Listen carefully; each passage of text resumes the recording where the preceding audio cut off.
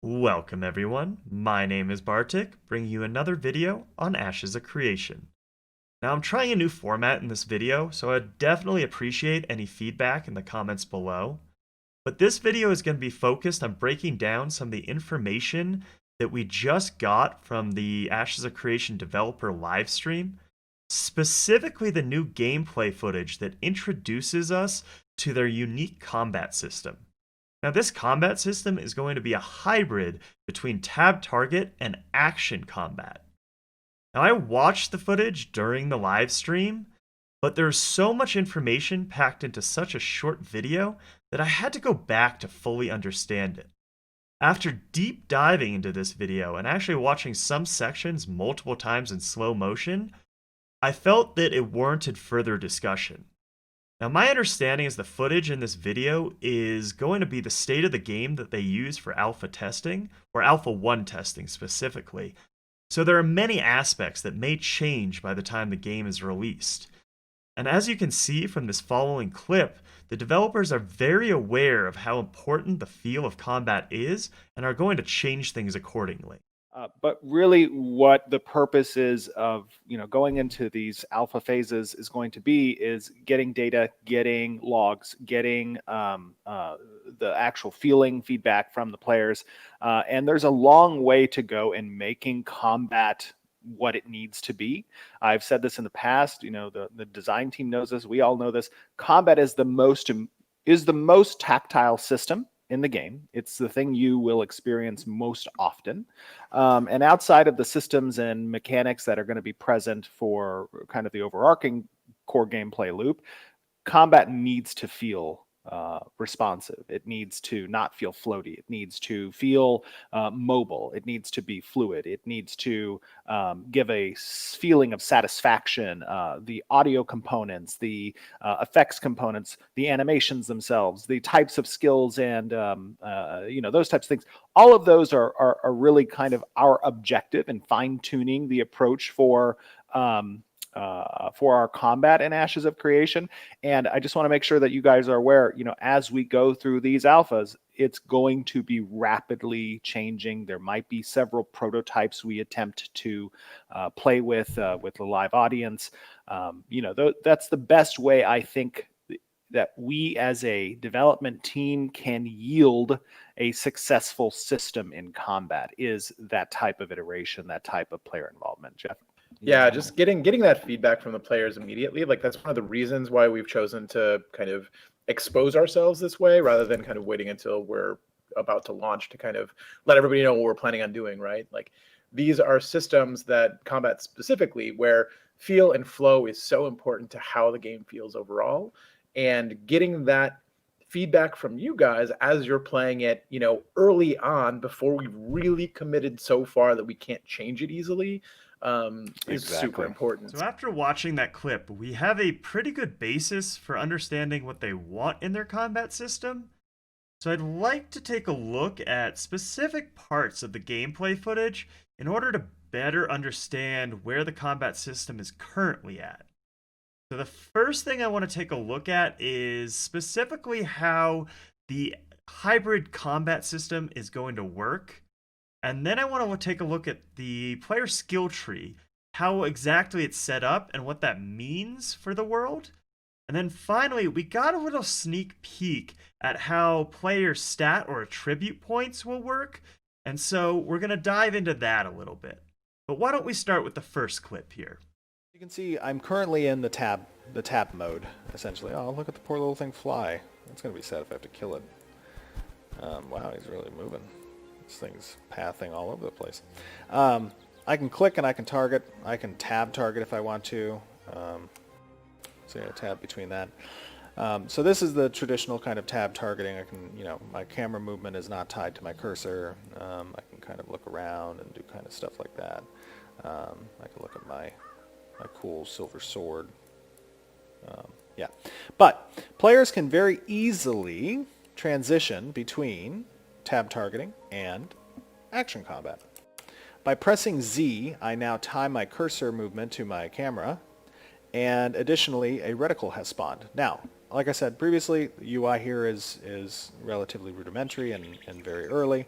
But essentially, as I hover over targets with this reticle, I will get indicators through color and highlights on the reticle that will tell me essentially either distance to the target, whether or not a skill that I might have prepped could hit the target from this distance. I can left click and tab target a target currently. Now we'll change that to be right click. Right now it's left click, but it should be right click. And additionally, I can, when targeting an enemy this way, I can utilize my tab targeting skills. So I'll try to hook this dude. Come on over, little buddy. And my left click will attack. And I can use my kind of movements here.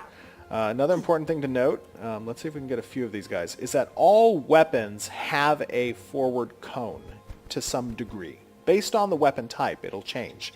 Pole arms, for example, will have a much wider arc and much further out. Daggers will have a more fine-tuned arc, so you have to be more precise in that regard. So if I pull this sword, if I pull a few of these macaws, let's see if we can grab a few of them. Come on over, buddies. So we have a few macaws here. Little buddies, I feel horrible. But you'll see as I attack, I'm hitting multiple numbers of these opponents. And that's important because all weapons, regardless of if you're in reticle mode or tab targeting mode, you will be able to have a action-based type weapon attack. Not active skill, but weapon attack. So what does this mean then? Well, I think the first thing to remember is that this is a hybrid combat system. And they have said that you can never go over 75% tab target or over 75% action combat. You can't be 100% of one or the other. This means you will always have some action combat skills and you will always have some tab target skills. But you can still choose which mode you prefer to play in and not really have to switch much in between it. I do think there's a couple instances where you will be forced into one of the modes. So you'll either have to play in action combat or you'll have to play in tab target. Like, for example, I think healers.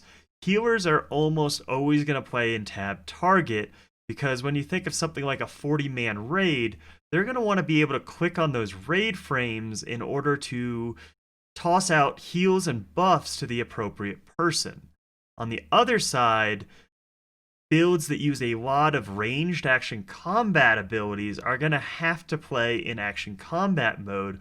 Otherwise, it's going to be really hard to aim their skills and get hits.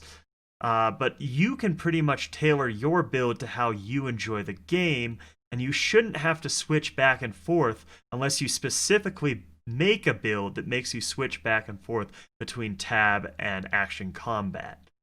But with this understanding, why don't we move on to the next clip and take a look at how the skills are set up. Talking a little bit about the hybrid combat system, let's take a look at the skill system.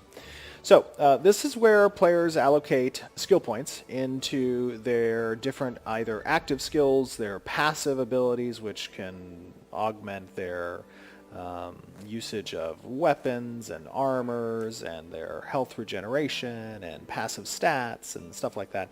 On the weapon side of things, that's where you will spec into certain types of procs based off of weapon groupings. So, we've talked a little bit about this in the past. If you have a dagger, daggers might have a chance to proc a bleed on your weapon attack, and that would synergize with an active skills ability, like let's say backstab, that does additional damage if the target is under a bleed effect.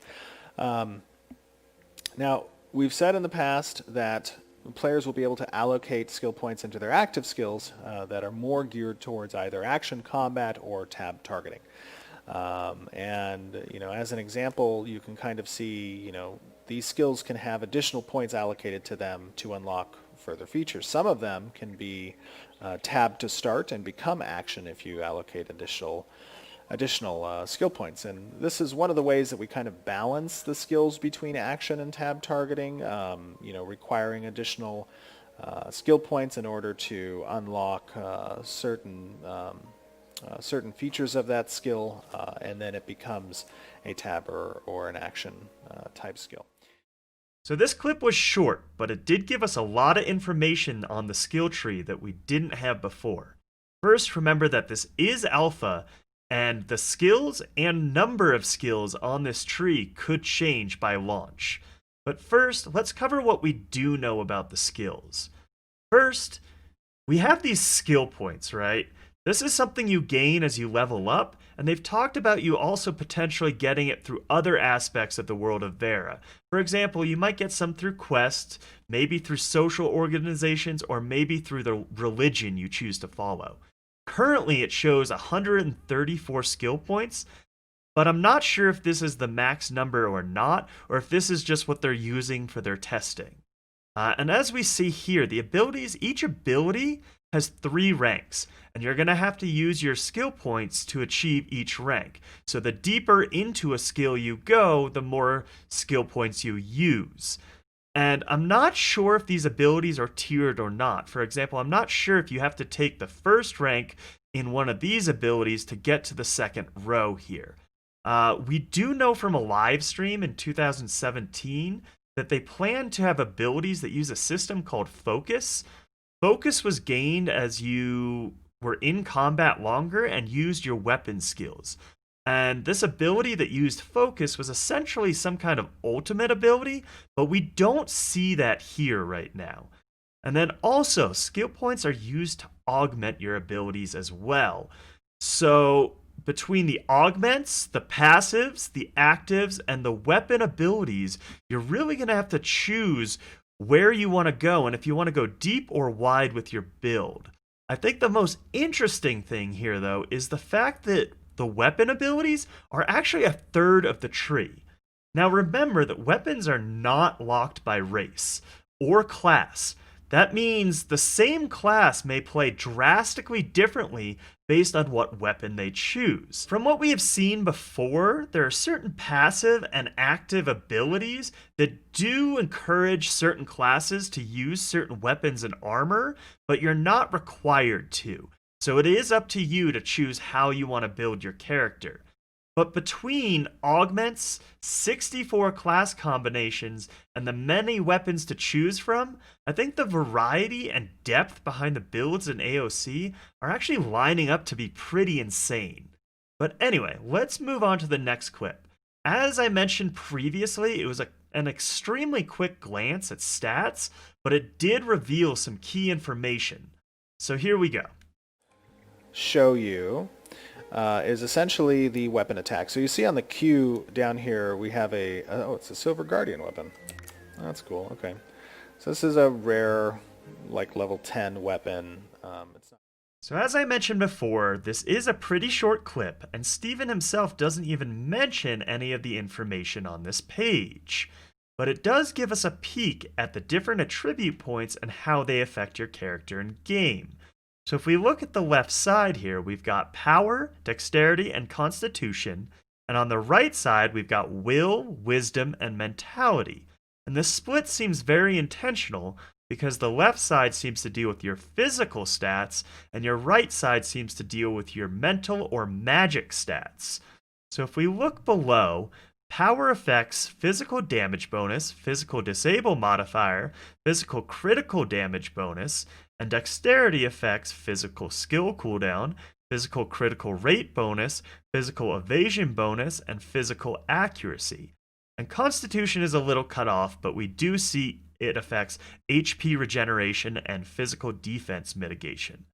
But I think it's pretty interesting to look at how physical damage effects are split pretty evenly between power and dexterity. Also, range and melee seem to not have individual stats associated with it, which further adds to the fact that whether you're a fighter, ranger, or rogue, it won't be obvious which attribute is most optimized for your character. It will probably take a lot of theory crafting and looking at breakpoints on diminishing returns to completely optimize your character. So one last thing I think is important to look at is that here under power, we have something called physical disable modifier. And I'm not sure exactly what this means, but I am guessing that it somehow affects your crowd control abilities. But now in dexterity, we have something for physical skill cooldown. Assuming I am correct on the physical disable modifier, any crowd control build will have to choose between longer crowd control or shorter cooldowns for your crowd control. This reinforces a reoccurring theme that we keep seeing in this game, which is that not every player can have everything. You will have to make choices based on a give and take system, and what is best for your character may not always be obvious. So, what are the most important takeaways from this video and the live stream in general? Well, first remember that this is a very early look at the combat system. And from what they said in the first clip we looked at today, they understand just how important the combat is. As we go through the testing phases, they will be trying different things and looking for feedback. Now also remember, this hybrid system is actually intended to find a balance for all types of players. You won't necessarily have to switch back and forth between action combat mode and tab target mode very often. You should be able to build your character to play how you enjoy it. And then finally, the hybrid combat system's skill tree and stat points all work together to give a pretty massive depth and variety to how players can build their characters. I am optimistic that with proper testing and feedback, this will allow each individual player to build a character whose combat play fits their own style. I think it's important not to get stuck on any one aspect when there are so many possibilities. And it is different from any other combat system we've seen, which could be good or bad, but I think it's up to us as a community to work together to help it succeed. If you enjoyed this content, please like and subscribe. My name's Bartik. See you on the next one.